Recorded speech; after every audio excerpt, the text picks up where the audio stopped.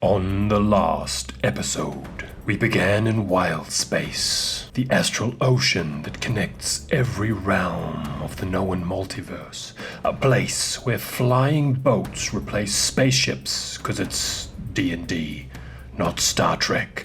A place where gods come to die. Our adventure begins in chaos, amidst a space battle. Aboard one of those flying ships I mentioned before, our heroes begin confused, in bodies not their own, clinging to their last memory of their true self. Ace remembers breaking the Never from the Feywild. Come with us back to the Feywild and stay young, Ace. No, Ace, come with us. Chop off your hand and rule the Feywild in service to the one true god. No, guys, let's go see what's over this bridge we made. Kill them all. The Fey court charged in, and Pan's flying ship crashed into a giant turtle. Strangers flew in, serving the celestial bureaucracy. Someone here broke the Feywild. We're taking you on for normalization. Axel remembers a church full of the slain, a portal to face a divine ruler. Hey, rescue my wife, Manike. You're an ant. Take your best shot and leave. Axel's world began to crumble. He fled, only to meet an agent of the celestial bureaucracy. It broke the celestial balance. Get normalized. Ximenius remembers waking from a dream. 2 colliding stars and an obsidian eye. Your brother's here. He's pissed. Hello, brother. You spoiled my battle plans. What about it? You used ashes from the ancestor to read the future. You little brat. You breathed in grandfather to amplify your talent. Ximenius, your dreams are altering the future. We have to normalize you.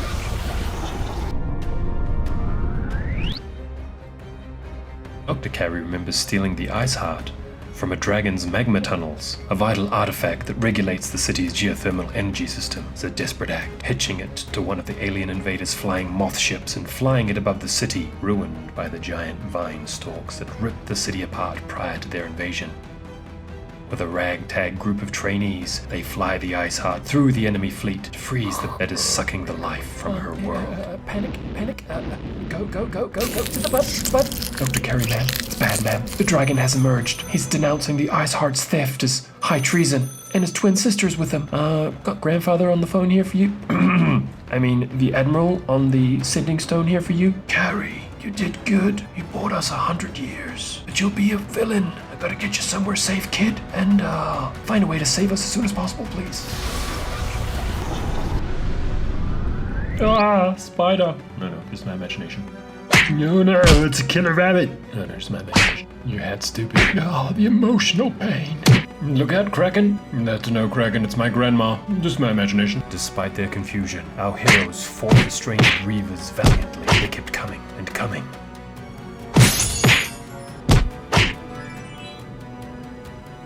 An explosion ended the battle. A Hadozi bosun ended the simulation. In simulation. Weird. Something must be malfunctioning. No rabbits or krakens supposed to be in that battle simulation. Lucky thing, it didn't fry your animus. Animus? Say what now, ma'am? Animus, your essence. You've been recruited by INC agents to work for the celestial bureaucracy. Your bodies have been requisitioned for other agents in the field who lost theirs. In exchange, we gave you these bodies and we're going to train you for service. Survive the training and we can talk about how to get your bodies back. Complete these orientation tasks. Start by getting your welcome pack from administration.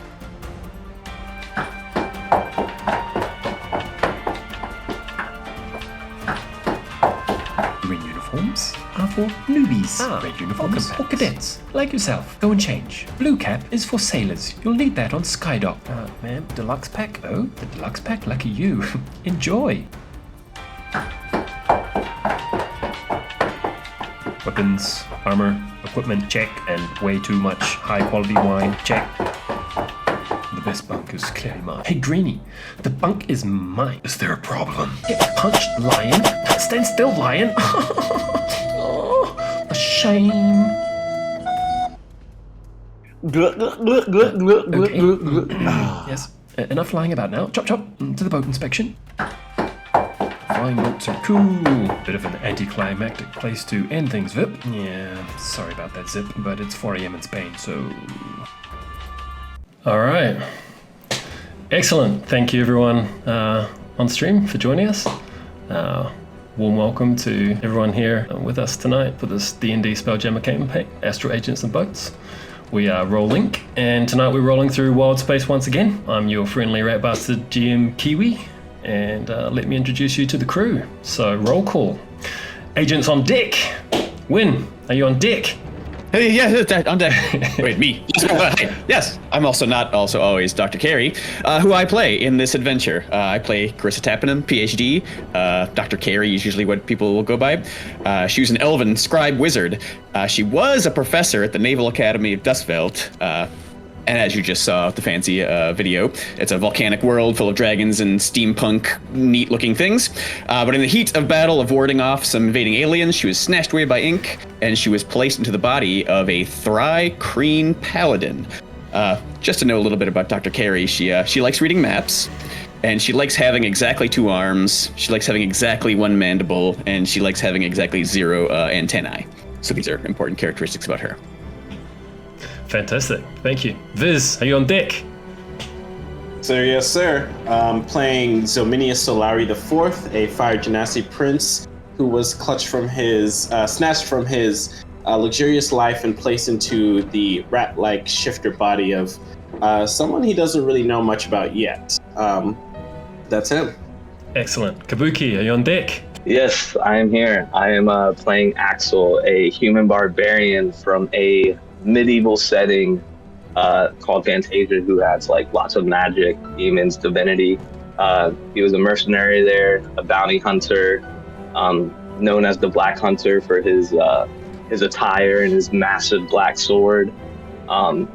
He was conscripted into this organization, Inc., after slaying a divine being in his realm, and now he is in a Leonin body that he has a lot of questions about, but one thing he does know about this thing, and he loves the fact that he can feel just raw power coming from his body. He really enjoys that.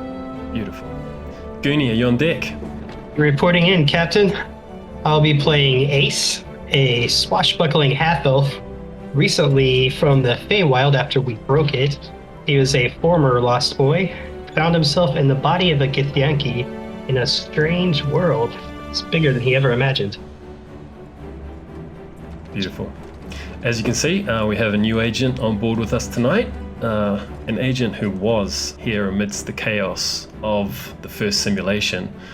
An agent whose character appeared for the briefest of times and was swiftly forgotten, left unconscious.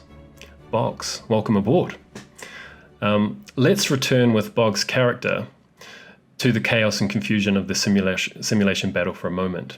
If you can recall, there was an aqua planet wrapped in moons and violet nebula as the backdrop of a flying space galleon, swarmed by space reavers in wedding dresses, some with goldfish bowl heads and some with silly helicopter hats.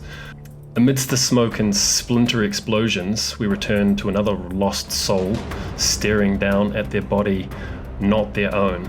So, Boggs, tell us what Estria sees as she looks down at herself.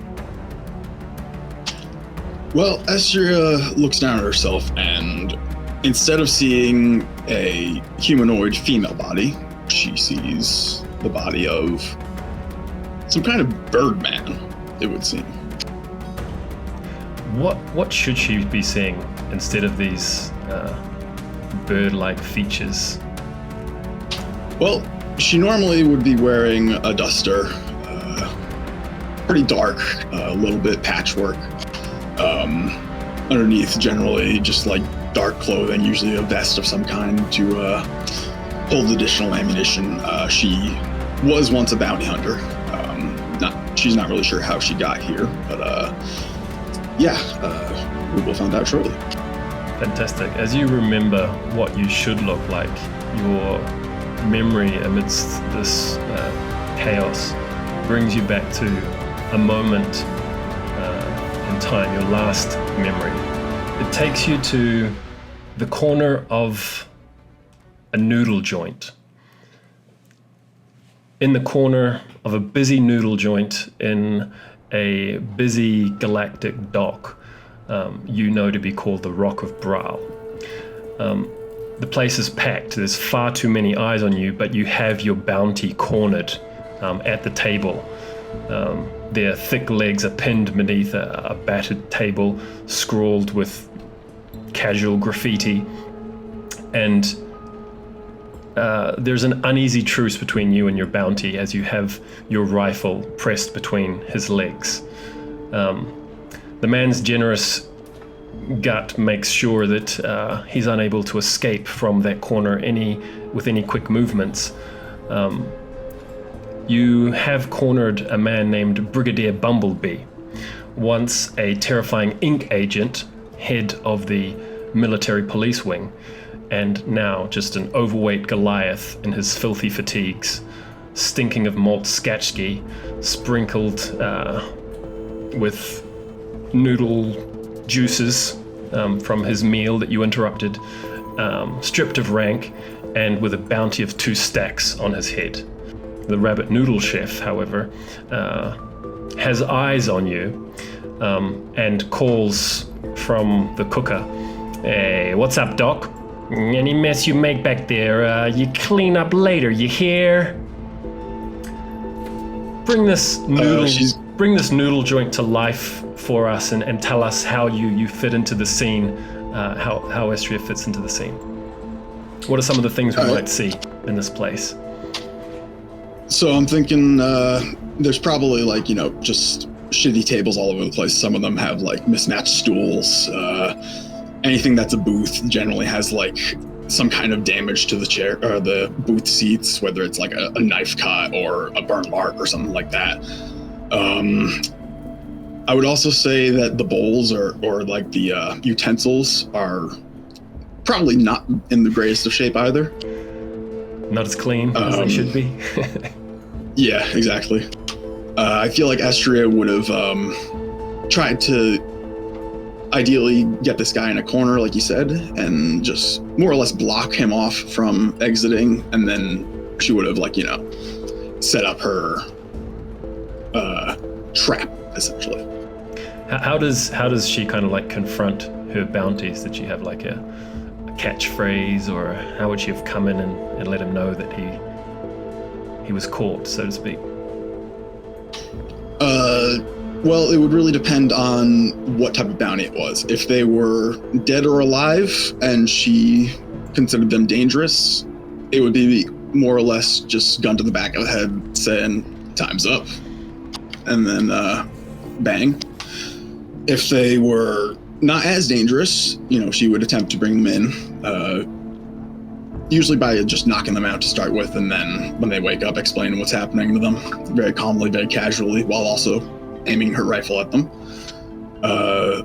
And if they are just, chump change kind of bounties, she'll probably rough them up. She's not going to keep them in the best shape. She's not really going to care too much about them.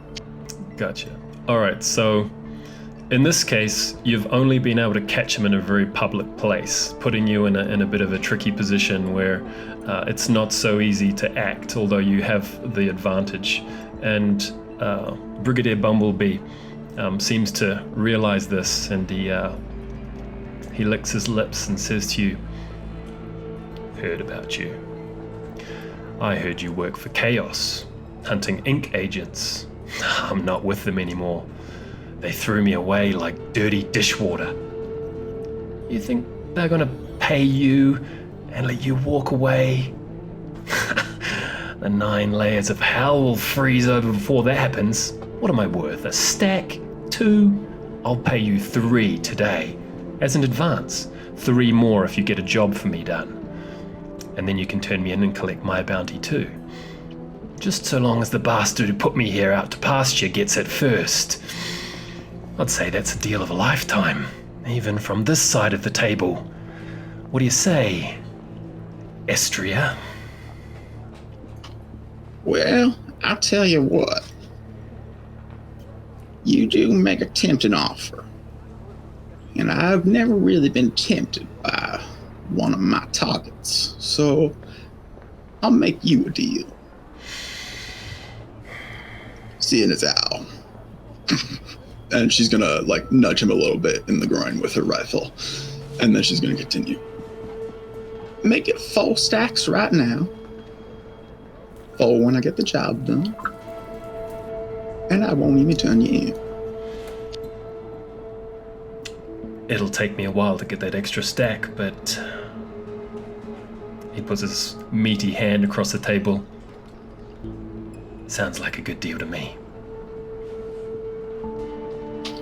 Esther is going to basically switch hands under the table to keep the rifle kind of like pressed at him, and then use her main hand to shake his hand and say, well, I guess we got a deal.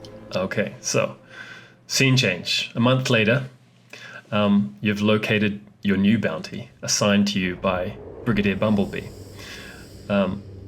The legendary one and only, the Spelljammer. Not a Spelljammer, the Spelljammer.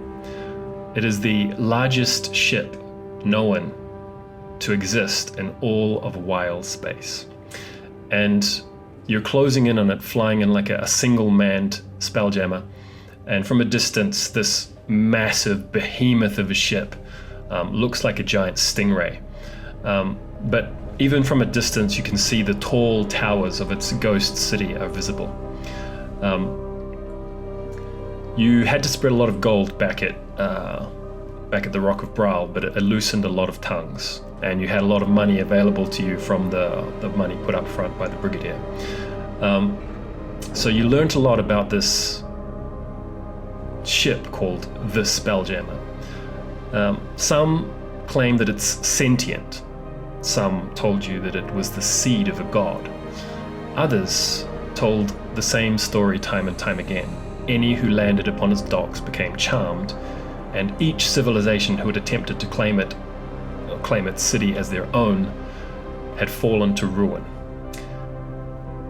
Some said it had been destroyed in an invasion of Nyogi pirates, but the person who mentions this was shouted down and said, "That's not true, I saw it a month ago." Someone else told you they saw it a week ago. Someone else told you they'd seen it days ago. And following those leads, and with the information given to you by Brigadier Bumblebee, you've found it. The Brigadier claims that it's not abandoned, and it's not cursed or charmed. Those are all stories put out there by the Inc. agency. And he's given you a old password that he says should get you to a dock safely. He claims that this is actually the headquarters of this Inc. agency, and the home to a deity that established the order named Hugh Sen. So, you take a red pill given to you by the Brigadier, and the illusion melts away. The illusion of this ghost city becomes a city alive with lights, spelljammers docked at its ports, and a hum of energy from a large central stargate, with spelljammers arriving zoof, zoof, zoof, into this stargate, and leaving zoom, zoom, zoom, in spectacular fashion. The Brigadier's instructions are pretty clear to you. They're concise. There's a person you seek in here. He's a Thrycreen jailer. You need to land at jail dock and use the old landing code that he's given you in order to do so. Head straight to the main building and get there without drawing any untoward attention to yourself. Get his head, get out, and try and survive. Easy work. So, as your ship is about to land, it's intercepted by a large hammerhead spelljammer, and a gruff voice comes over your communication system saying, "State your business." Well, my business is with your jailer. I do got a bounty with him, and I'm looking to collect. You're collecting on our jailer? You're a bounty hunter? Negative. You got me all wrong, partner. I got a deal with your jailer. Oh, you're delivering a bounty. That's right. Do you have a code, a docking code? I give him the code that was given to me by the Brigadier. Just make it up. What was the code you were given? Oh, okay. Well, that would be code XJ327-414. Did you say 414? That is correct. Oh. It's an old code, but it checks out. Proceed. Thank you kindly. All right. When you dock at the jail dock, you can't help but notice that there's a collection of strange spelljammers docked there with you. One looks like a Mind Flayer Nautiloid, but now all the tentacles are limp and inert. There's a circular Beholder Tyrant ship. There's a galleon crashed into the shell of a giant turtle parked up there. And there's a decrepit-looking spelljammer in the shape of a killer whale with structures that look like bones. And as you head towards the main structure, you can see that agents are carrying out tons of unconscious bodies on stretchers from this galleon and this orca-looking ship. There's a line of suited agents that are carrying the bodies, and they seem to be taking them into the jail. How do you proceed, and how do you get into the building as you approach the Thrycreen? Just kind of narrate how it all goes down until you find the right place. All right.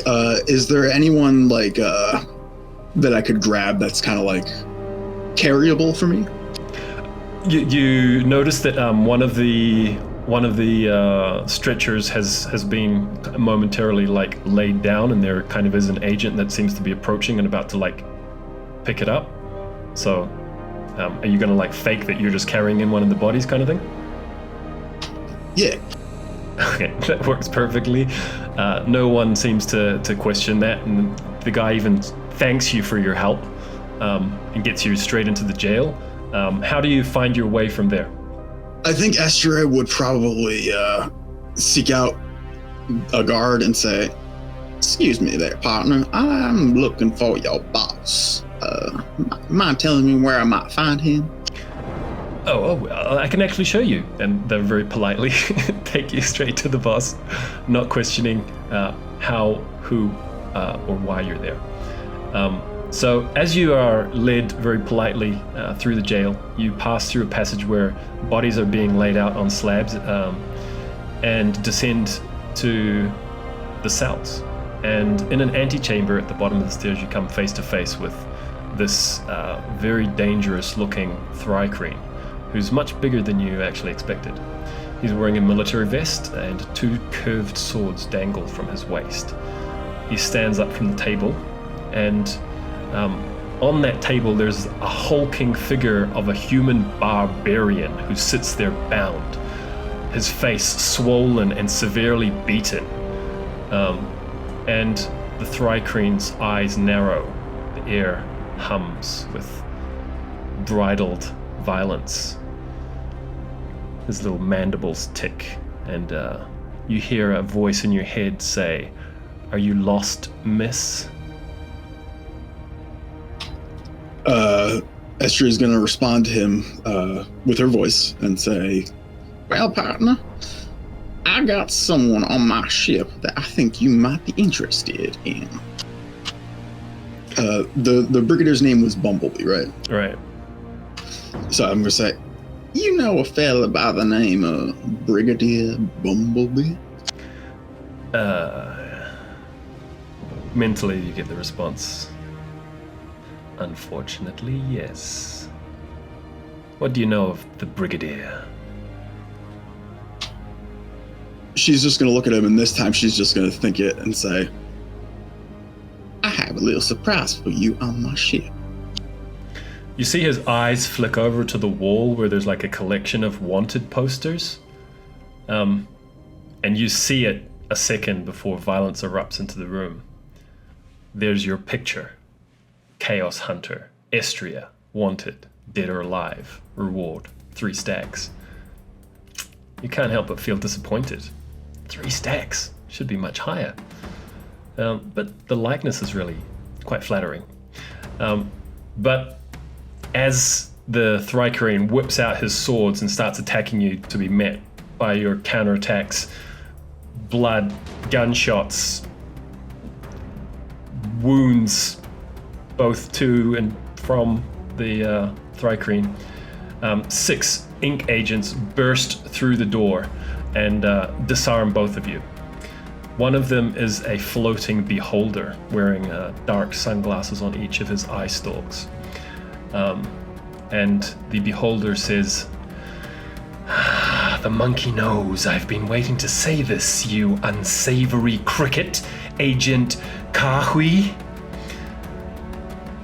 You are under arrest for meddling in affairs of the outer planes unbefitting an ink agent. You are hereby stripped of your rank and forfeit your jar, which will be used by someone more befitting to amend your misdeeds." The Thrycreen chirps, unholy fire burning in their insectoid eyes. "I've brought in a chaos hunter, Estria herself. You might not like my methods, but the results are undeniable." The beholder just smiles. "Today is a beautiful day. We get both of you." Clink, clink, clink. 2 dark obsidian gems. One lands beside Estria, the other beside the Thrycreen. And your soul begins to leak from you like dark ink, absorbed into the obsidian jar. And your body falls limp, bringing you back to your consciousness in that bird-like body back on the ship. Where amongst the explosions, you feel your gun wavering. There's 2 Thrycreens on deck. One of them is being held by this massive Leonin-type creature. The other's waving around these curved swords, like, you've seen them before. It can't be the one that the Leonin's holding. He's got this fiery beard. That doesn't fit. But the other one looks almost identical. These insectoids, they all look alike.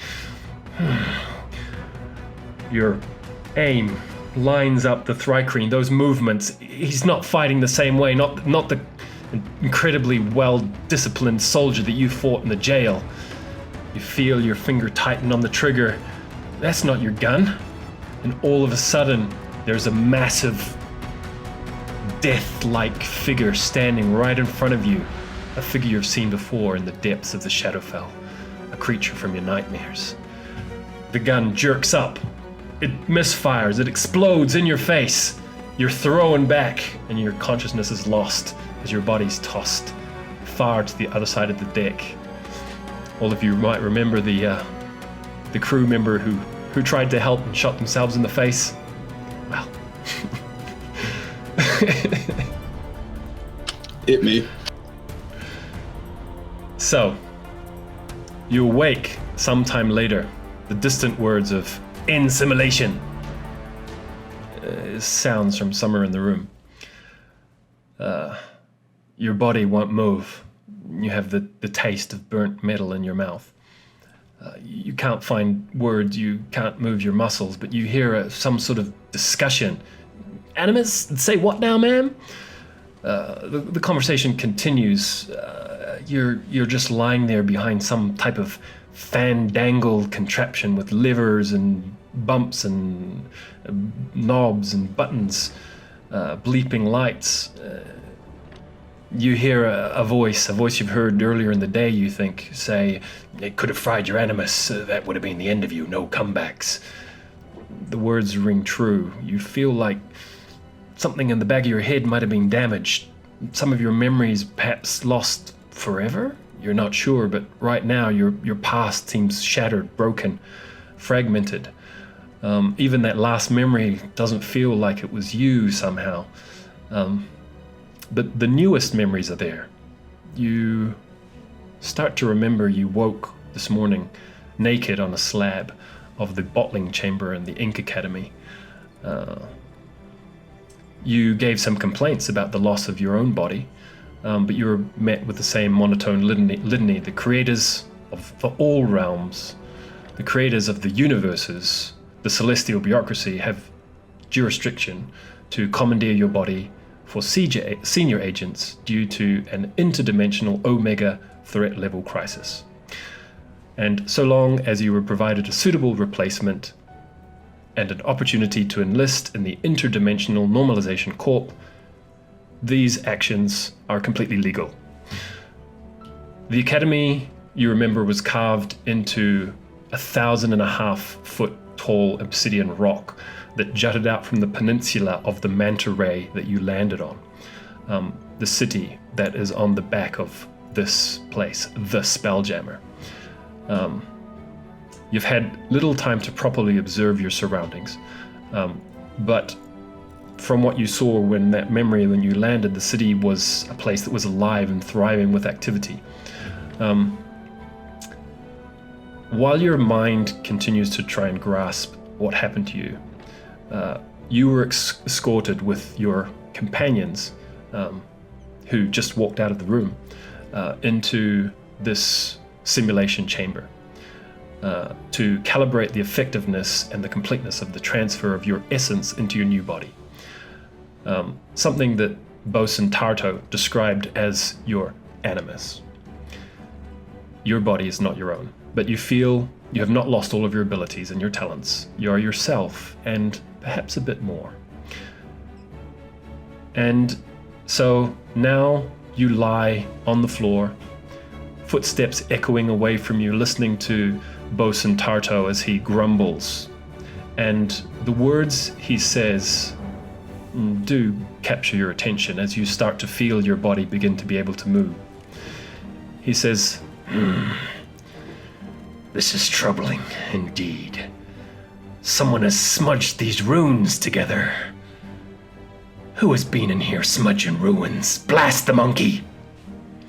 You can now move. So what does Estria do as you lie there behind this artifact, hidden from view? Well, first she's probably gonna check herself over and make sure she's actually a bird right now. You are a bird. You're still a bird, yes. Well, this is interesting.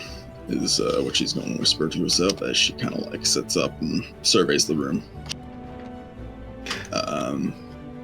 From there, I guess she would try to feel around for her weapon, probably. You find that the weapon that you're holding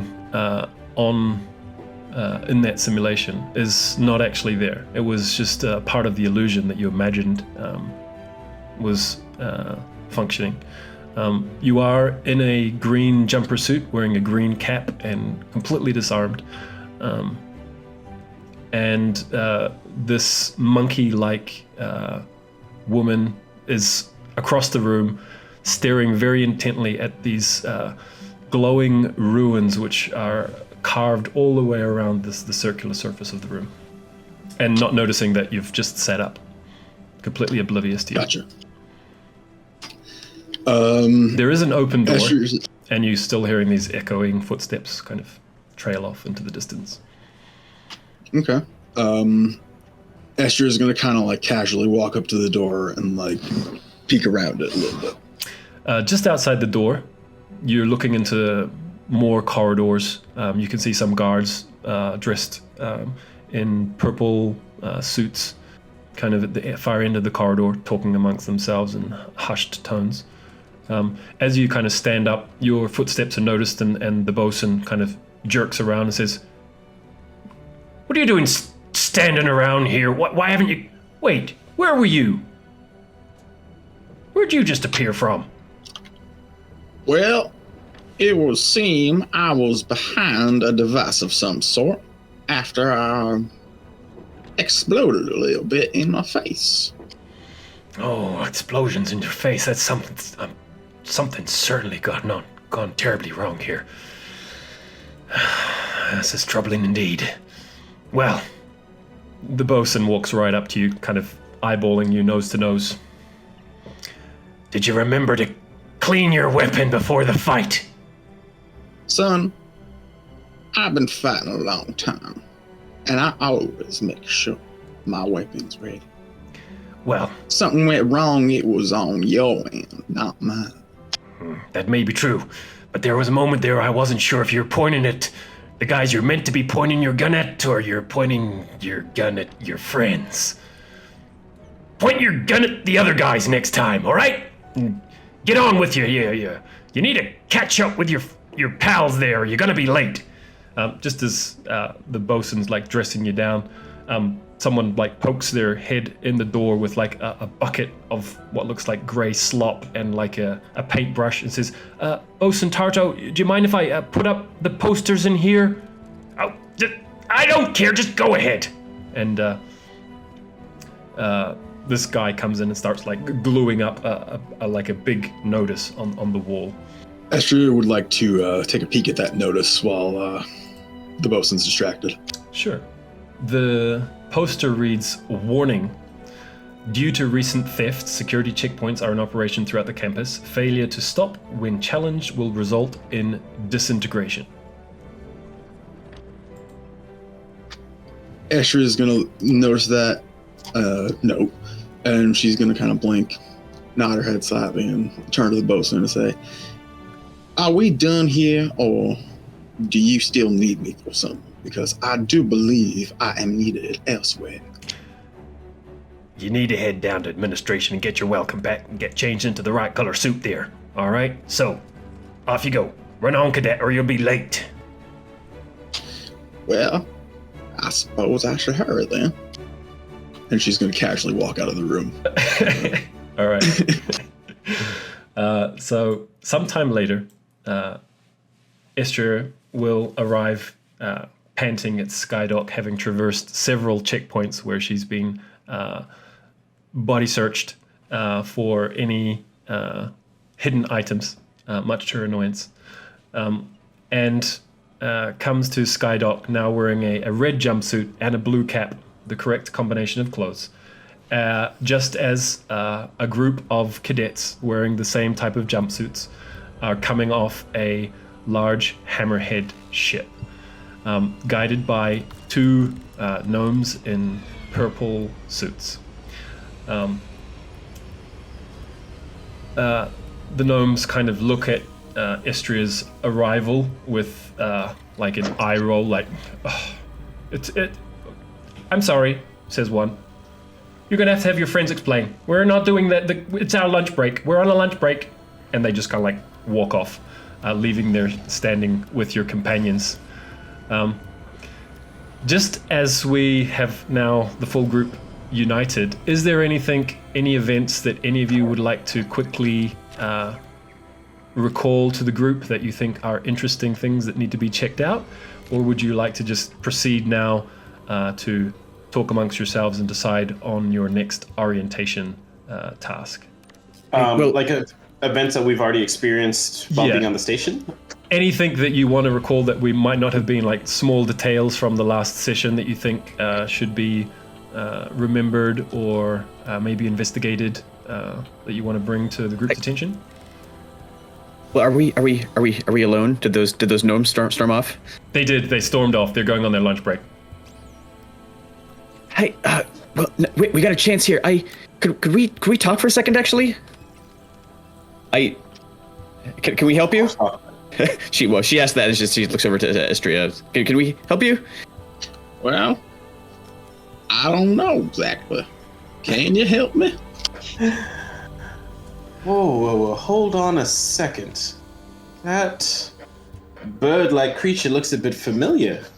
Do you all not remember the crew member who had the unfortunate incident during the simulation? I had simply assumed that they were one of the, I suppose, illusions. Yeah, the illusion, yeah.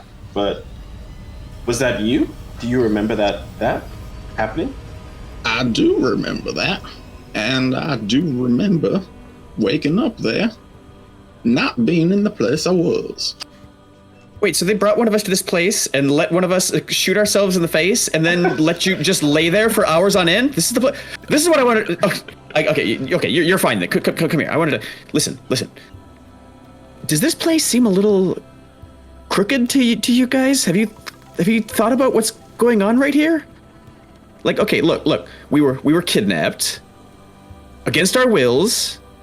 We're forced into some gross bodies, and she sort of taps on her chitin, which in her body, her little whole arm echoes because it's sort of hollow, and she doesn't like.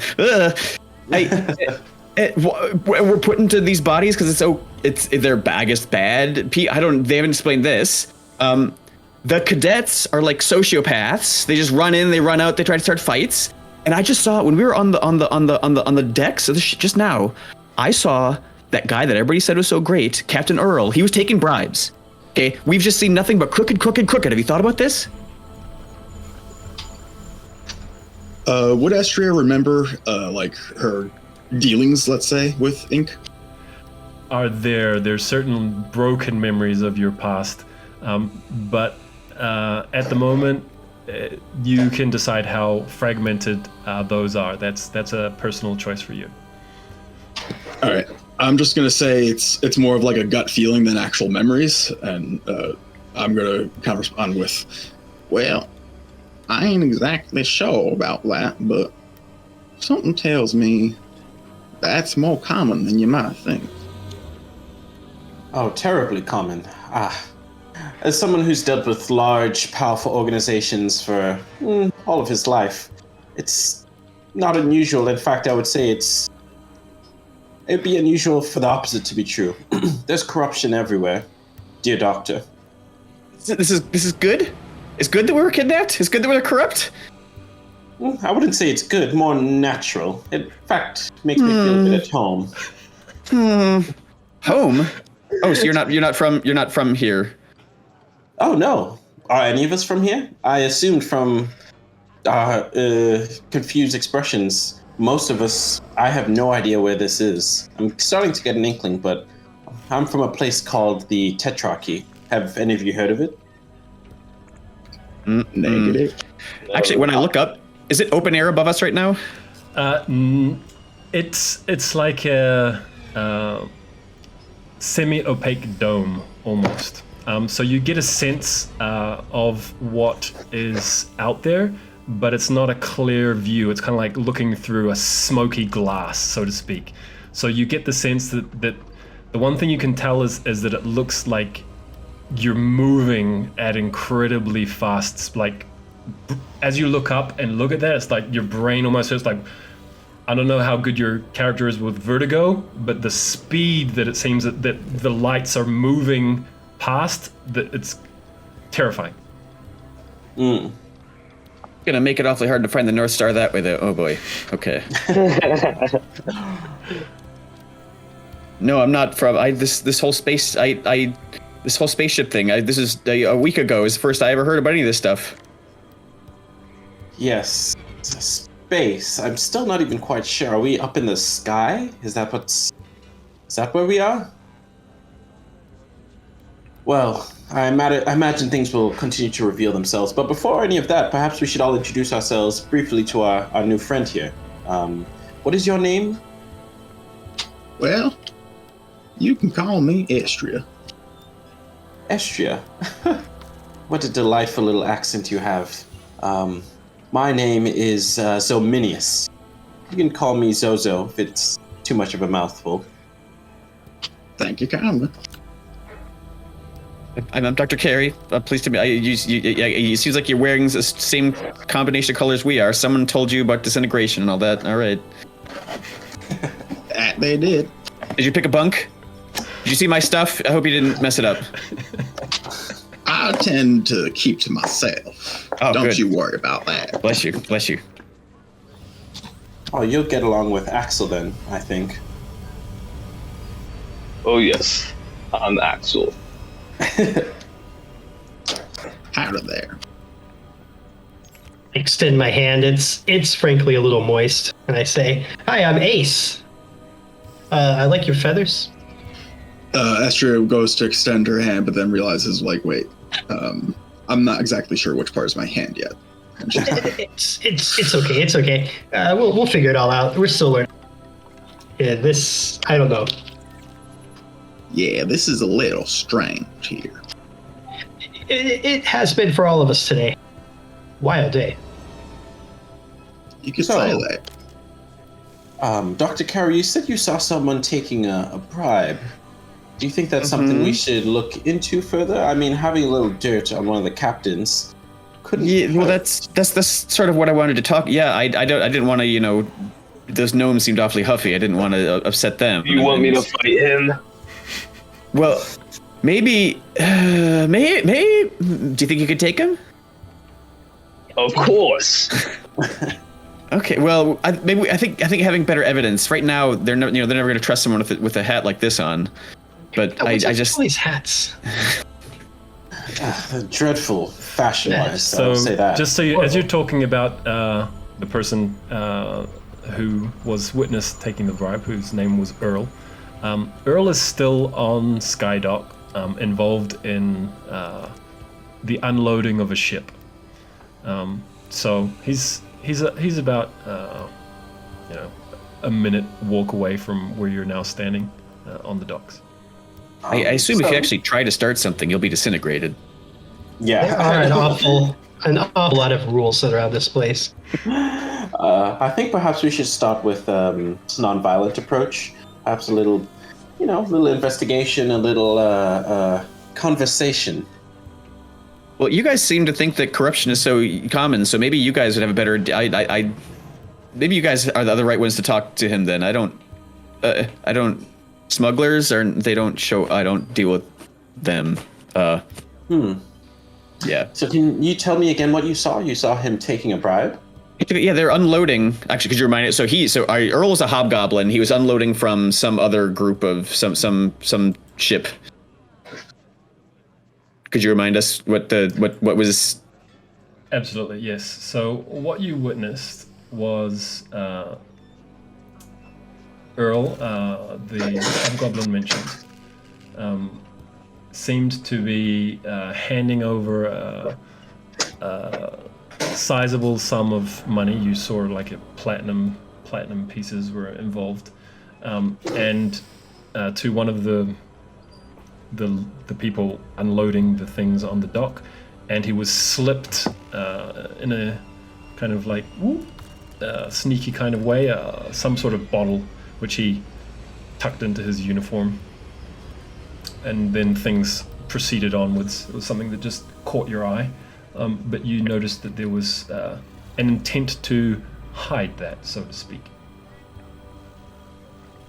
The ship itself was just a sort of a general trader resupplying the station we're on. Yes, the gnomes had complained about the supplies being only just arriving, that they'd been quite hungry. Yeah. And that seems to be why they're so keen to go for lunch. So I relay all that. Mm-hmm. So I suppose I don't. It seems to me like it's a bad way to start. If he gets in, if we get on the bad side, more information is always good. This is my strategy. More information. So how do we gather that information? You guess. Well, Keep a careful eye out. It seems so. What's I that, see Astral? two ways of going about this right now. We could either tell him we got something he'd want, or we go around his back and see what his subordinates think of it. One way or the other, I'm sure we'll have some dirt that we can use. Yes. Perhaps we could even slip the bottle, like you said, out of where he hid it from and see what it is that he's trying to hide. I'm sure if we possess such a thing, he would be a bit more amenable to helping us out in the future. I suppose he would. I don't have very quick hands, but if one of you felt confident that you could do such a thing, I could try and distract him. For example, I'm a bit of a talker. Well, I used to be pretty nimble, but I ain't too sure about this new body of mine. I have nimble fingers. Trying to take something out of his pocket. Well, for a little adventure. A little rigmarole. Yeah. Have we have we seen like the rules of discipline of ink? This guy's like, I think we can see from the from his outfit that he was. I have the word captain written down, so he's a captain of some sort. So I may be a professor, but I was a professor of the Navy, and let me tell you, if you take something from a captain, they will throw you off the side of a ship, and you will drown dead. I don't want that to happen. As your discussion turns to what are the disciplinary rules of this organization you find yourselves conscripted into, the guy that Estria saw earlier on with the bucket kind of like comes out onto the dock and starts like pasting up the same warning poster in more places, so it's highly visible around the dock, and the word disintegration is there again for you guys to easily observe when you consider what type of disciplinary measures are taken by the organization. Seems kinda crooked. Yeah. Disintegration sounds bad. Good way to make sure no one breaks the rules is make sure there's only one punishment. Well, I'm up for a little trouble. If you guys aren't, I understand. You know, when I was in boarding school, the time to sneak out was after bedtime. Oh. What? What's a bedtime? Dr. Carey just looks totally baffled by what you might be asking. But at that point, I don't think we'd be able to know. We're still quite new here, and we're here now. I don't know if we'll be able to get back in here after lights out, if that's even a concept here. Mm-hmm. Here, how about I approach and I talk to him briefly. If anyone wants to accompany me, you may. And then we'll see, perhaps if someone has little sticky fingers, they can give into those instincts or not. Of course. Sounds good. Yes, I would like to accompany and speak to this captain. Okay. And then while we are approaching, Zominius is going to pat Ace's shoulder and says, "Don't worry, Ace. I'm sure if anything happens, you'll be able to handle it. You seem quite capable." And give him bardic inspiration. Beautiful. Just puff up my chest and feel like, really validated. Like, I am capable. Sorry. Go ahead. Dr. Carey was not interested in being part of this conversation party, so she would like to find some convenient crate that she can peer around like a creep. All right, give us a stealth check there. Ooh, that's exactly what I wanted to do. Nope. Already forgotten my. Here we go. What are Axel and Estria doing?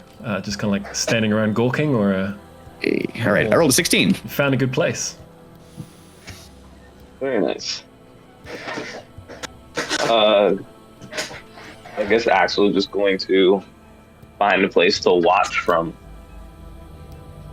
He's not really hiding though. He's just standing there watching them. Yeah. Nice. What about Estria? I think Estria would kind of hide in plain sight, be kind of casually moving stuff around on a pallet essentially, but keeping an eye and ear open while she's doing it. Okay. All right. So just blending in. Yeah. Tell me what you're walking up to this guy and you can see that he's kind of just casually chatting with the people unloading the crates and things like that in an affable manner, and he senses that you're kind of walking towards him and turns around. "Hoi mates, how's it going?" Good day, Captain. Are you Captain Earl? Captain Earl, that's the one, yeah. It's a pleasure to meet you. We are new cadets in the... I can see that. Yeah. Yeah, we're new cadets, and we've heard great things about you. Who said that? Was that my mum? Your mum? Nah, as a Who's joke. As a joke. As a kid. My mum's not here. No. Yeah. No, it was different people. The gnome who mans the store. Vip and Kip. Good buggers. Yeah. Yes. So I guess we just wanted to see if we could steal a moment of your time. If you could perhaps give us some. Seems like you've excelled in this organization, and we are still quite confused. I'm circling around, kind of like where he can't see. Beautiful. Give me a stealth check with advantage that you're getting help from Zemenius.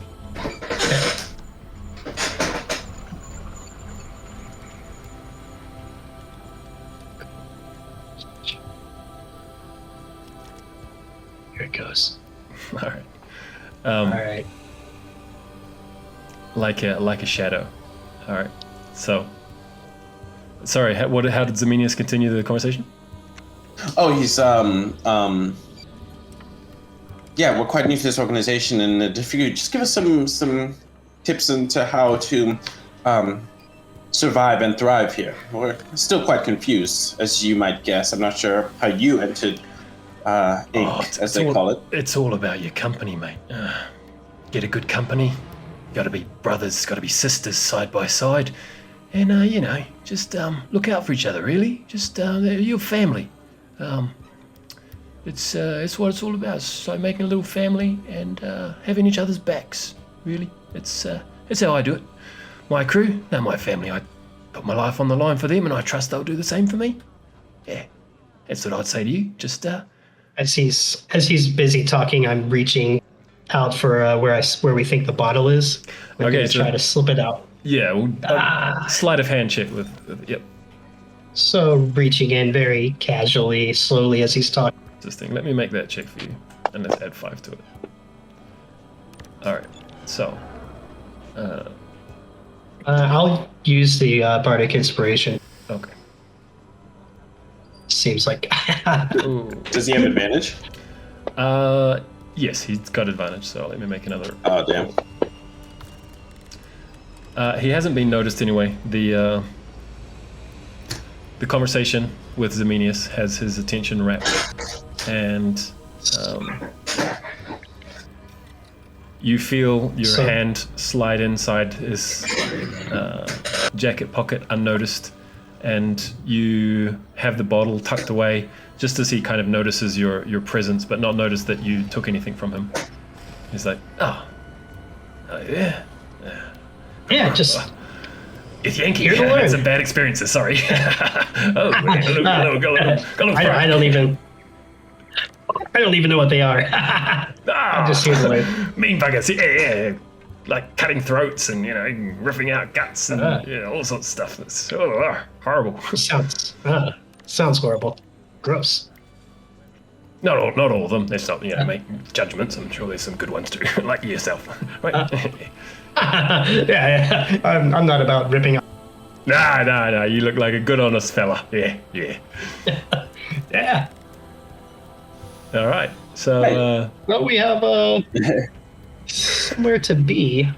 Yeah. Thanks for your time, Captain. So could you tell us perhaps if there's someone, another person that would be very helpful for us to talk to here that might be very helpful for us, newbies? Yeah. Well. Bosun Tato, she loves explaining things. She's great at explaining things. She's very clear. She loves repeating herself as well. Just keep asking the same questions. Just ask them again and again. No, don't do that. It's a terrible idea. She hates that. That was a little joke again. I do that sometimes. Maybe Sirth. Yeah, he's a good bloke. He's kind of a little bit, thinks a little bit too much of himself, but he's a good man. He'll tell you the what's what. So, especially if you've want to learn how to fly one of these things, Sirth's the man. Yeah. Sirth? Oh. Yeah, he'll be at the Nexus. Yeah, I don't know if you've been there yet. Your orientation usually sends you that way to do a little bit of spell jamming practice. I think that's one of our next stops, actually. All right. Yeah, well, Sirth is in charge of that, so. Excellent. All right. Good to meet you. No, good to meet you. Nice. Pleasure meeting you, Captain. You too. Remember, family. Brothers. Family. Ancestors. Adam, pat him on the back. Ancestors. Siblings, cousins, the whole lot. All right, let's get out of here. Yes. Have a good one. You too.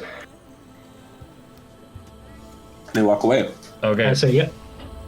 You head off a safe distance to converse or leave. Yeah, maybe we should leave. You didn't give him a citizen's arrest. Oh no. Oh, okay. What did you find out? Well, if we're walking away, I'm gonna slip out and be like, "Well, I found this," and then tuck it back into my jumpsuit. Anyone can make a intelligence check, and if you've got investigation or history, you can use that skill instead. Ooh, I'm a nerd. Nope. I rolled a 9. I'll give it a go. Oh my god, it's on fire. 14.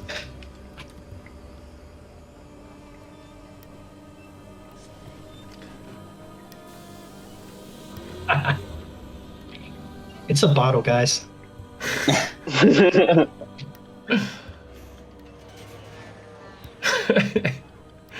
Damn. All right, so Zemenius has seen some fine bottles, and including his fine wine, and he can immediately get a sense that that is a very top shelf bottle of probably by your estimation either rum or perhaps whiskey, but just by the look, the way that it's been bottled and labeled, and the texture of the corking and things, you're like, oh, that is a nice bottle of liquor right there. So nothing nefarious. Just a nice bottle of liquor. He just wanted the good stuff for himself, and now we stole from him. Well, we'll enjoy it. We could enjoy it, or perhaps we could return it to him and try to curry favor. I mean, I know the doctor. Seems like you're quite orderly about these things, and you find these, a bit corrupt. But I imagine what's the harm in letting a captain enjoy a nice bottle of wine or whatever spirits these are. Can I get back to? Can I get back to you with the regulation when I read the regulations on smuggling alcohol? He's like a good guy. I think broaching the subject of "I just stole this from your inner pockets, here's it back" is going to be poor. Oh, things slip out of people's pockets all the time. Maybe I found it on the ground. Let me hide around the corner if you're going to go pursue this line of action. It's a fair point. Yeah. Axel, Astral, what do you two think? I think I should drink the bottle of wine now. All right. Interesting perspective.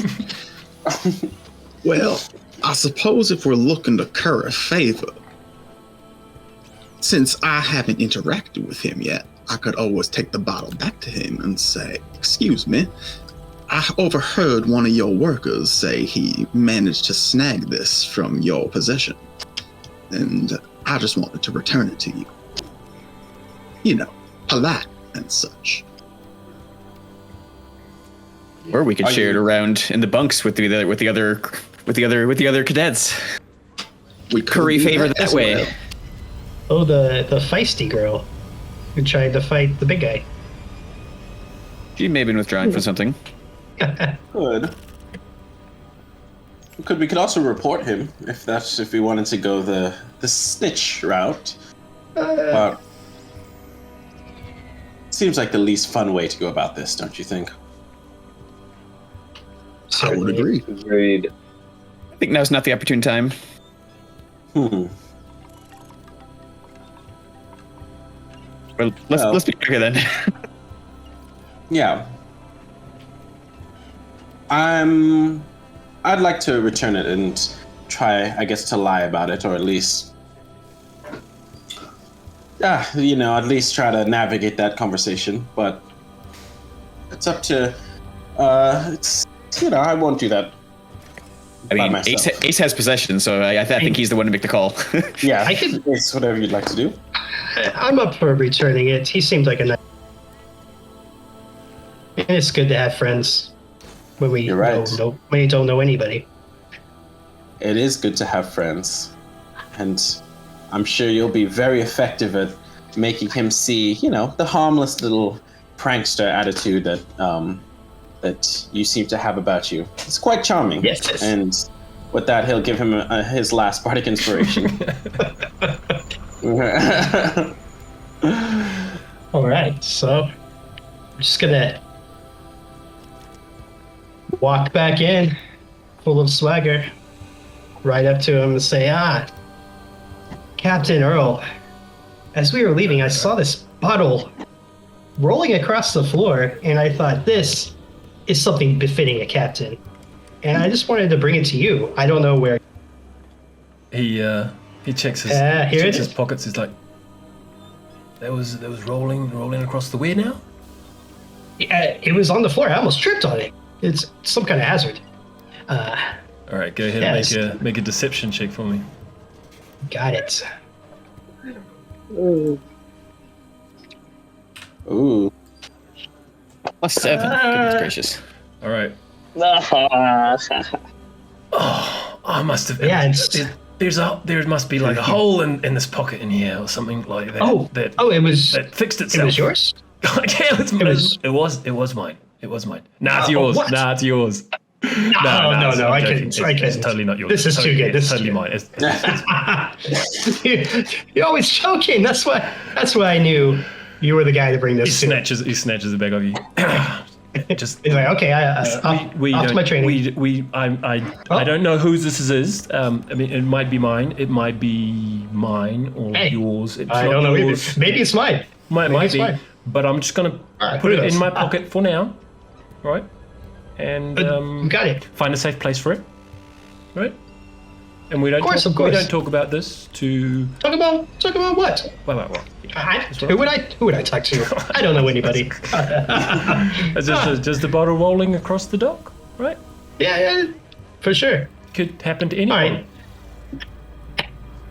I think I see another one over there now. You should check. I'm going to go this way. You go that way. Okay? I'm going that way. I'm going to check for bottles. Right. Good. What was your name again, mate? Ace. Ace. That was Ace finding the bottle, but don't tell anyone that you gave it to me. Okay. I like how you did that. Okay. I like how you did the finding part. That was great. All right. Yeah. All right. I'm going to get my pocket fixed. That wasn't my pocket. Nah, again, who's to say?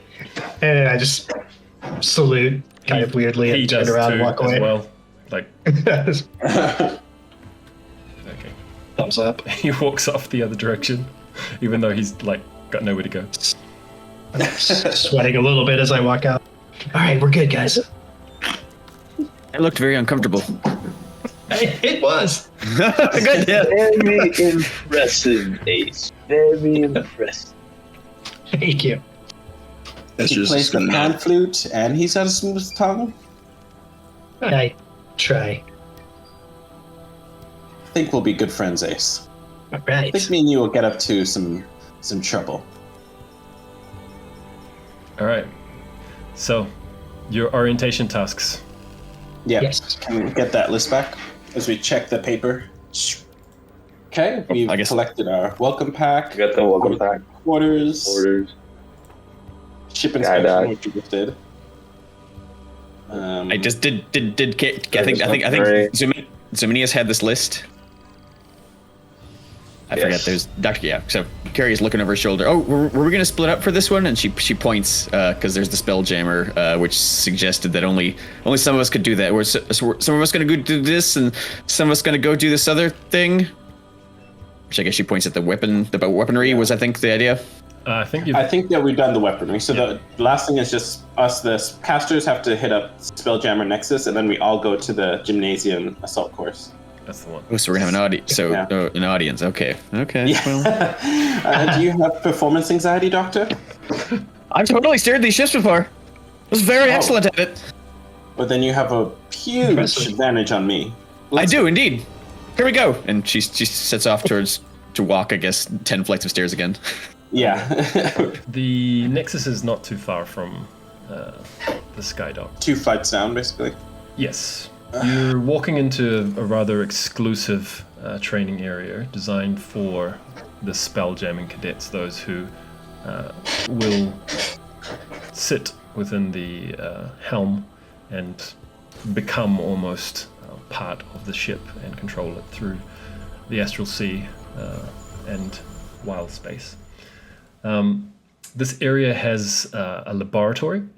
There's an area with a library of navigational and astronautical references, a chart room, and the Nexus itself has a large chamber with training spelljammer helms, with these ornate, high-backed chairs that are mounted onto these kind of mechanical, rotating platforms, and kind of looking into this 30-foot high Ori that depicts realm space. And as you enter, the company enters, you are greeted by Seth, who was mentioned by Captain Earl.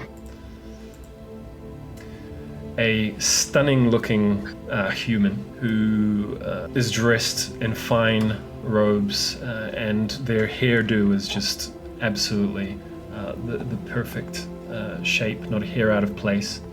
And he kind of swans over to you. A new company for training? All 6 of you are going to sit in the throne, are you? Is that what I understand? Oh no. I do not sit in the throne, unfortunately. Oh, you just want to see what happens when the spelljammers do their thing? Is that right? Well, yeah. We'll leave it at that, yeah. All right. Well, I understand the fascination. We are fascinating people. All right. Well, I'm Sir, and who do we have here? I am Zominius Solari. I'll be one of your spelljamming Spelljammers. mentees. Yes. Spelljammers. A navigator, spelljammer. Synonyms. Okay. Navigator, spelljammer, whatever you wish. Whatever you wish. No, whatever you wish. I like you already. Okay, and apart from Zom here, who else will be sitting in the throne? I will, Dr. Carey. She sticks out. She accidentally sticks out one of her little small arms underneath. Oh, sorry. This one. Sorry. Getting used to that. That will be handy. Yes. She's very interested in his outfit. It's much nicer than hers, and she appreciates his style. So she's very nervous about this. She'd like to upgrade to this sort of outfit. She can't help it. Is this standard uniform? No, cadet training uniform. Obviously, once you're out in the field, you'll be wearing something much more magnificent. You've seen the suits, perhaps, when you were recruited. Those are black tie agents. When you begin, I'm sure you'll begin as a red tie agent. Those guys. But you'll still have the makeover. I'll make sure of that, especially if you're sitting in the throne. Just the two? The rest are just gawking, are they? I mean, I can jam spells. Yeah. I used to be a little bit of a spellcaster. Oh. Okay, dabblers. Well, it's always good to have backups because things can go terribly wrong. So, just keep that in mind. Well, so 2 spelljammers proper, 2 dabblers. You can test things out, see how it feels, and You, my big man, you can just try not to break anything, okay? Just from the chart room off to the side, you guys hear just like this massive fart just let rip, like. It's a familiar sound. There is a hushed conversation happening over in that room. And as you walked in, I'm going to let each of you, or if anyone has a passive perception over 15, I'll let you just have noticed that room as you walk past. Does anyone have a passive perception higher than 15? Or 15 or higher? Nope. Oh, this is going to be fun, not having any good perception in the group. Okay, lovely. You can all have a roll in. Have an active roll. Have a roll at it. See if you can beat a 15. Nat 1. Let's go. Beautiful. There we go. Estrier is I got a 4. All right. in another world at the moment. Wow, that shiny dice is cool. I wonder how you get that. Money. I'm a little cosmetic. They'll get me. The little cosmetics get me. Yeah. All right. So both Axel and Zemenius recognize the GIF with this kind of like fantastic looking. You presume it's a wig. It's too extravagant to be genuine hair, and you've never seen this type of extravagant hair before, but maybe it does belong to this kind of hippo-shaped humanoid dressed in these very fine noble robes. Is sitting at a table with a bearded human dressed all in gold. No one's mentioned the color gold in the classification system to you guys yet in the security levels. But you assume gold must be pretty top echelon. And they are engaged in a kind of leaning in, hushed conversation. You notice tones of concern on the human's face, a look of concern, and tone of concern in whatever the nobleman GIF is talking about. That's just what you caught as you walked past. The others are just oblivious, and they just noticed this tremendous fart again. So it's a human and a GIF? Yes, a hippo humanoid for those that are unfamiliar with this race. Yes, a hippo. Yes, hippo man. So hippo humanoid. Yeah, so Minus kind of pauses a little bit, and he's like, "What are they talking about over there?" He might already. Sereth is like trying to usher those who have mentioned themselves as spelljammers into the chairs immediately. Like he doesn't know that you're interested in that, which kind of only leaves Axel to be able to do any eavesdropping if that's something that you'd be interested in, unless you're going to make a thing about it with Sereth. Nah, he'll let himself be ushered forward, but he will kind of wink at Axel a little bit, be like, check out that, what's going on over there, kind of, and then let himself be ushered forward. Okay. All right. Axel gives an over-exaggerated wink back. Sereth just kind of like chimes in and just like it was said to him, he's like, yes, yes. All right. Okay, so let us begin then. Sit down, strap in, put the headpiece on, and you'll feel the tingle as you become one with your little miniature spelljammer. Be my guest. There's enough for each of you to sit in. Yeah. Oh, okay. Of course. All right. I sit down one. Yeah, so Minia slowly lowers himself into the throne, kind of, you can see that this kind of means something a little different to him to sit in like a throne. He's like, this is a bit odd. He lowers himself down. He's ready. Take a deep breath first. This is the worst part. It's fine. Oh, you're making this way scarier, Doctor, actually. Yes, I know.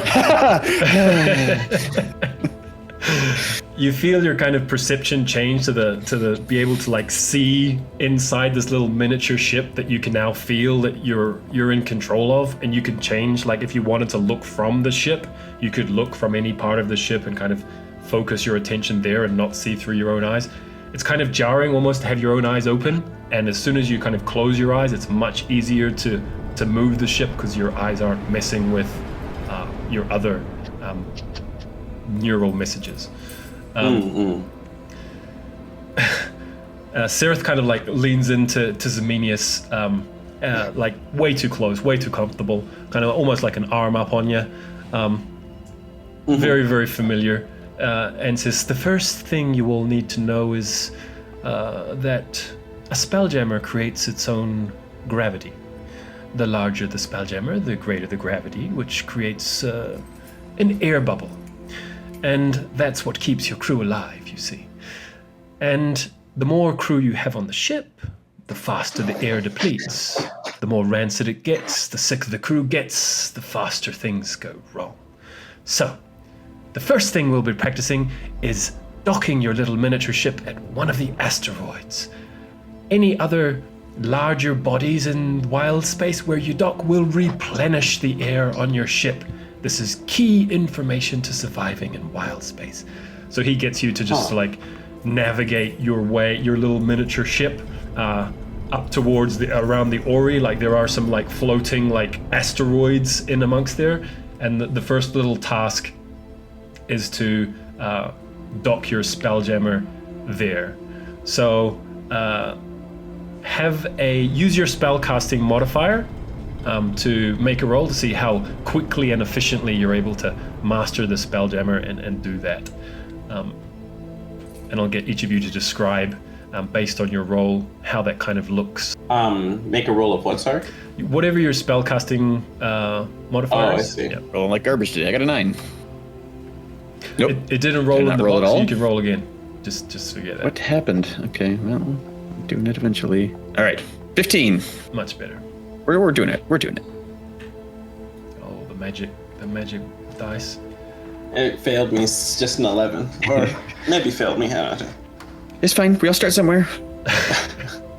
So let's say like a 10 is you've done it, but it hasn't gone as smoothly as you would have liked. A 15, you've done it well.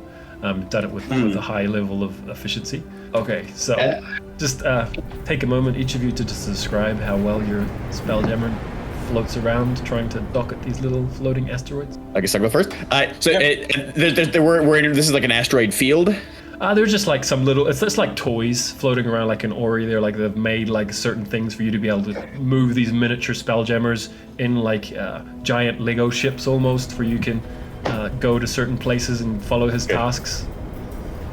All right. Well, Mr. Dreamy, he said that they got gravity gets the air, so we want the biggest gravity. So I want to aim towards the biggest one. So all right, I'm gonna go to this one right here. She sort of steers, and you can see a little wobble in the ship, but she steers. All right, and then I want to tilt it back. Or gravity is this way. All right, tilt it back. All right, we reached it. All right, she tilts back, and then sort of lowers it in, and it actually lands all right. She almost looks like she knows what she's doing. Beautiful.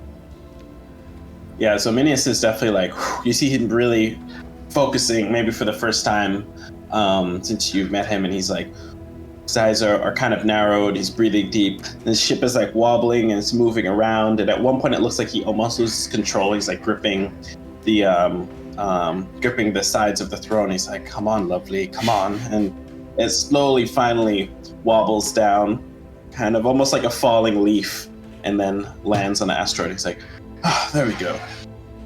Beautiful. Astria basically, like, we'll say she crashes into the asteroid. I'm not gonna lie. Oh, that's okay. That happens sometimes. Everyone would be dead if that happened. But it's okay. Don't worry about it. It's just the people who trust you don't want that to happen. So next time we'll make sure that isn't a thing. Okay? All right. Sounds good. Plop down into the throne, slap the headset on, and close my eyes, and like visibly shaking a little, chest kind of breathing fast, like for a minute. Then I catch my breath, and my little model blasts off full throttle, careening, almost hitting all the stuff, but millimeters away, and eventually it kind of Tokyo drift slides and slams into the dock. I did it. You guys see that? Did! Bravo! I did it. 3 of you arrived safely at the asteroid and didn't murder your crew. That's great. In the meantime, what's Axel doing? Yeah, Axel will try to sneak over there to listen in on what was going on. Okay. You doing this in a sneaky way, or you just kind of like go to the door and like just staring into them? Sneaky, all right. way. Give me a sneaky stealth check then. Little cheeky, sneaky stealth check. He's big, but he moves with soft feet. Big kitties. Okay. I want to try to eavesdrop on them. What they say. The conversation you hear is the following. I'm telling you, they won't see a dignitary from the Citadel. This is unheard of, Mert. Sir, I have been fobbed off to speak with the lecturers at the Academy. I don't mean that as an insult, but it's an insult to me. What if we at the Citadel were to refuse the Spelljammer access our Auroral Diamond? Could you imagine? How would you recharge your energy crystals then? Send me to speak with the head of the Academy. How am I supposed to get anything done? This is an emergency. One of our speakers is dead, and their Concord missing, cutting off their world completely from any type of access. The Citadel is in chaos. A gentle peace is terribly disturbed. Why hasn't Inc. sent anyone to normalize the situation? Surely... And at that point, Mert kind of looks up and like sees Axel. He's like, how about we go upstairs? Just let's go for a drink upstairs. I'm sorry. Dignitary 1, this will all be sorted out. We should go somewhere a little more private. There are students in here. I'm sorry, this is an inappropriate... Let's go to my private chambers. And this man stands up and leads the GIF out and kind of looks at Axel and says, back to your studies, son? Yeah, kind of like gives him a low growl and a nod, but turns around and walks away. They proceed out of the Nexus. As that's happening, Sereth comes in very close now, swapping to the throne next to Dr. Carey, and says, so, what was your name again? Dr. Carey. Carey's fine. Carey, sir. Okay, fine, Carey. Well, what life event drove you to this moment right now, Carey? Tell us. Share it with us. What brought you here? I want to get to know you. Is this... the real you? Is this a trick? No, not a trick question. Kidnapping? Kidnapping is what brought me here, actually. No, not that part. That's called requisitioning. It's called enlisting. It's called, what else is it called? Other things which aren't kidnapping, okay? So we'll have none of that talk here, okay? Dr. Yes, sir. Carey. Now, other than you being brought here, like, what really brought you here? You know what I mean? Oh, well, I was flying a ship at the time that was kidnapped. Yes. I did study the properties of navigation and taught naval strategy and piloting. That's beautiful. And complex calculation. Yes, I did. But for Inc. to want to enlist you, of all people, you must have done something fantastic. Oh, well, it may have saved the world, just... Saved the world? Hey, let's not say, I just doing my job. This is the kind of person that a Spelljamming crew wants aboard. Someone who saves the world.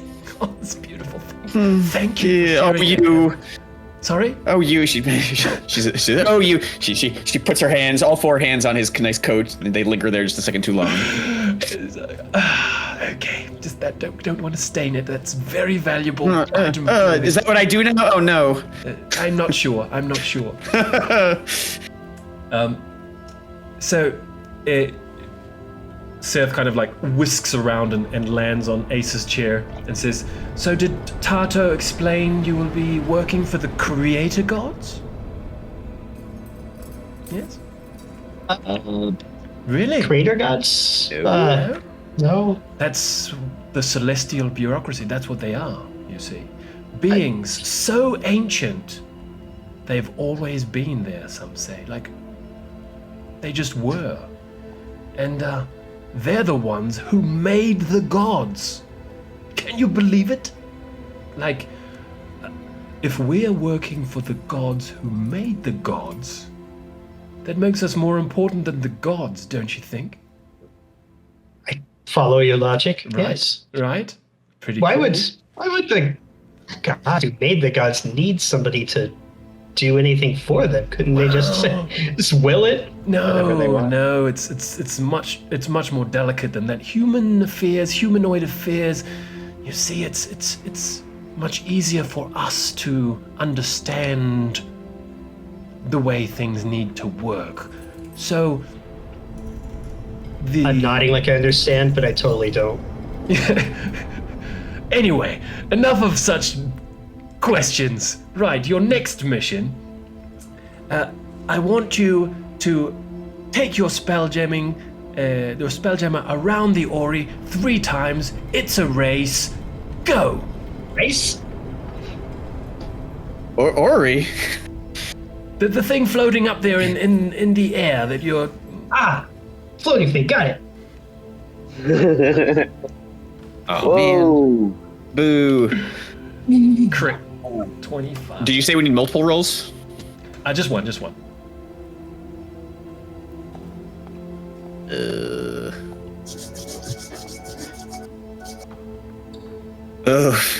I hate Racing doesn't seem safe. Oof, dirty 20. All right, tell us how the race goes. Let's begin by the winner of the race, Ace. I just heard race and go, and just full throttle, abandon, like reckless abandon. Heard the go around the thing. And then, like, 2 seconds later, Sarah's like, "Oh yes, go!" You're already gone. In second place, Estria. How did that go down? She would have seen Ace just take off and been like, "Oh hell no!" I'm just taking off herself. A second later, go! And, all right. So, Zom, what went wrong? Well, I would say Zeminius is like, I hate competition, actually. And he actually does. So he leaves off in a kind of leisurely pace of like, you can see on his face, just like, I'm not going to just compete for the sake of competing. And he does it very standardly average. He doesn't like give in to the what he believes is childish competition. It's like, reminds me of my brothers, and that's it. Beautiful. Lands his ship pretty neatly right at the end. Okay, but Dr. Carey, it went even worse. What happened? We all set our own objective. I think she's excited to finally be steering one of these things without, a million fighter ships coming to try to murder her. So she's sort of getting a sense of all the knobs and dials, the mystical things you can turn, and she's very interested in finally figuring out how to keep like perfectly level flight. And because she's so worried about all the fiddliness and all the bells and whistles she could play, she basically forgets to actually floor it and do the race. So it looks like a picture perfect level flight, but oh boy, it's does not help to go quickly or impressively. Okay, so the tutor, Sereth, kind of says, Carrie, sometimes you've just got to let go. Just feel the spelljammer. Yes, I just thought that sound principles would pay off in the end. Sometimes. Sir. Sometimes you just got to go, okay? I understand. All right, I'll take out my... And she starts scribbling down notes. Seth kind of flips over to Estria's chair and says, "So, what was your name again?" You can call me Estria. Estria. Well, Estria, tell me where you want to be a year from now. Where will the cosmos take you, Estria? Well, ideally, I'd like to have my old body back and go back to what I was doing before. Oh, what was that?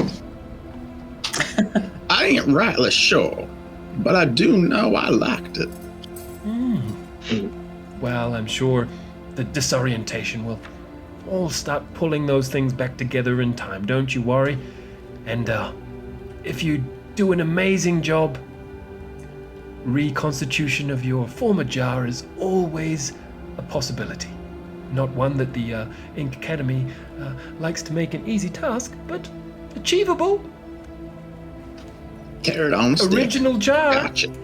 Do you have your original? Yes, I do. Wow. We're not allowed to talk about that with new cadets, but it's a thing. Wow. So I'd love my Duly own noted. back. Speaking of things, and she kind of flips around back to Zemenius's chair. Things that we're not meant to be talking about with cadets. It's all very hush-hush. There's been a lot of unusual activity lately. The Spelljammer, the place where we are, it's called the Spelljammer. It's been summoned for a meeting at the center of the multiverse. Something big must have happened. They don't like to tell us over here at the Academy what's going on. They look down on trainers, you see. They seem to think that people who can't do teach. Nonsense, really. But my guess is someone broke something really important, and a lot of our agents got caught in the crossfire. I haven't seen a wave of recruitment this big in, well, forever, really.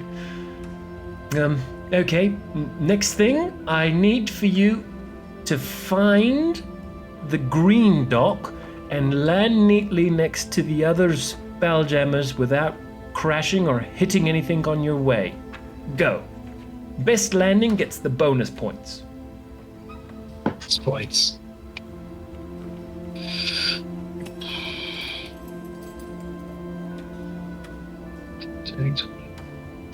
That will be That's a 19. Oh, so close.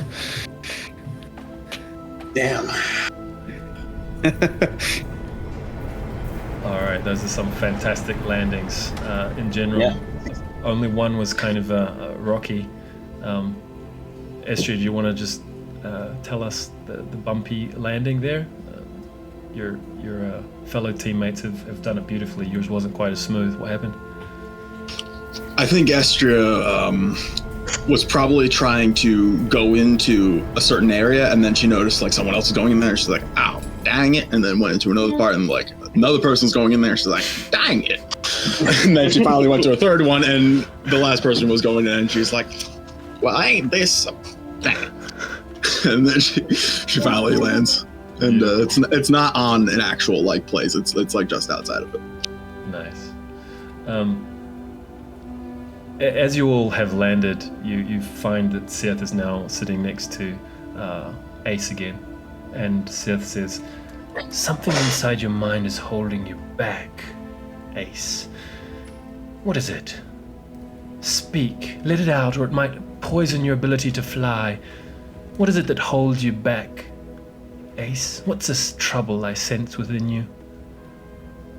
Are you worried about something?" Yes. Well, I'm worried about what happened to my friends that I was with when I was a kid. I mean, when I was conscripted. No. Yes, that's the word. We like that word. Yes. Yes. You don't like the other one. Yes. So yeah, there was something big happening, big battle, and I'm just a little worried for my brother. We consider each other brothers. When you say big, I like to talk about big things. What type of big thing were you involved? Oh, I mean, it was just like breaking a world. I mean, I wasn't personally involved. You were fixing it probably, right? Because to conscript you would, they get all the best people. Well, there was a lot of people there. Yeah, so the world broke, and they showed up when we were fighting. And that's all I remember. That's the last thing I remember. Okay. kind of worried about what happened to Just let that go now. You can deal with that in another life, okay? And you see my body here. Kind of, I don't like this. You gave me hope. You gave me hope. Oh, yes. Well, I'm here to do that.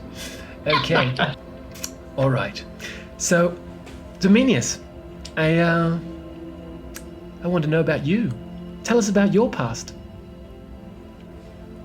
Nothing exciting, to be honest. I mean, just probably prevented a war. World war, but nothing too big. I don't like to brag, so let's just leave it at that. Great. I'm sure it was a really big war as well, right?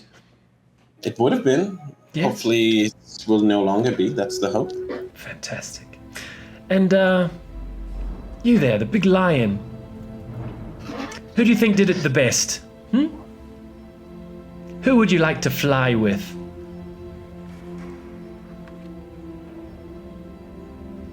I think Ace nailed it the most. All right. Well. Harry looks very disappointed. Your luck, really. Your luck. A man of few words. Well, I think you all did fantastic. And Estria, that was a wonderful comeback and a very good safe landing. You didn't crash into anyone there at the last moment at the dock. That's a really positive advancement. So, well done. You all have inspiration, so you can add that to yourself. Ooh. And Seth wishes you the best, just as like a guy comes in with a bucket and glue and starts pasting up the same warning posters around the Nexus. I swear, I see that guy everywhere. Okay, well, best of luck. And we'll talk tomorrow. We'll have your first official flight. Simulation flight, of course, but... Okay. Get out of here. Thank you, Doctor. Sir, Professor? Beautiful.